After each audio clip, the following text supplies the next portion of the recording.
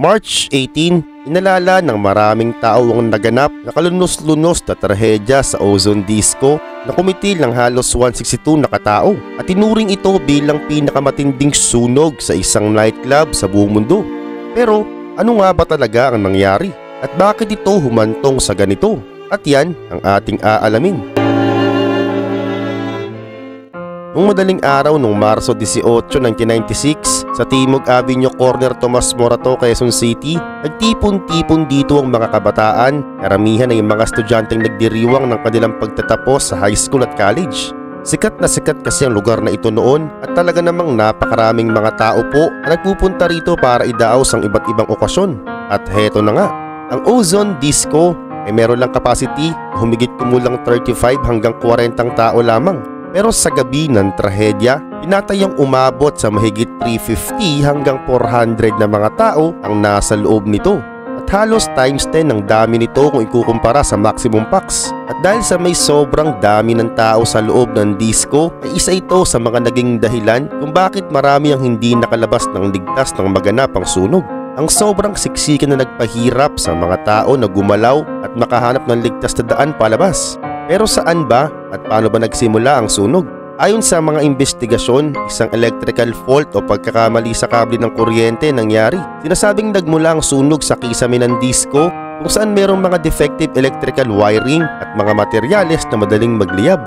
At ang nakakalungkot pa, nung umuusok na, inakala ng mga tao sa loob ng disco na parte pa rin ito ng smoke effect ng disco. Kaya hindi ito pinansin ng mga tao. Dahil dito mabilis na kumalat ang apoy at tinupok nito ang halos kabuuan ng disco. Ganun pa man, bukod pa sa electrical fault, lumitaw din sa mga investigasyon na maraming nilabag na regulasyon ng Ozone Disco. Kabilang dito ang kakulangan nila sa mga emergency exits at ang nakakalungkot pa ay ang mga pinto po sa disco na ito ipapasok sa halip na palabas. At dagdag pa, kulang din sila sa standard fire safety measure. At ang mga exits din dito, natagpuan ding nakalak o may harang na nagpahirap palalo sa mga tao na makalabas ng ligtas.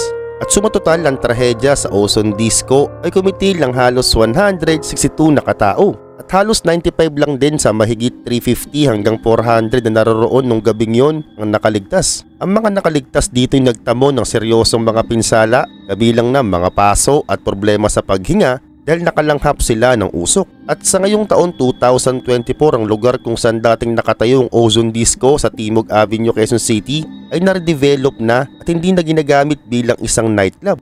Matapos ang trahedya, ang gusali ay naging abandonadong istruktura na lang at nagsilbi na lang itong isang paalala ng masaklap na nangyari sa loob ng maraming taon.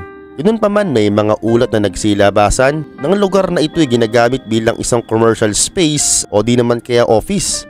Pero ang eksaktong status o itsura ng lugar na ito ay maaaring nagbago na. Kaya mas maganda kung nakikita mo pa ito ngayon, ikomento mo naman sa comment section ng video na ito kung ano na ang tunay na itsura nito para malaman din namin.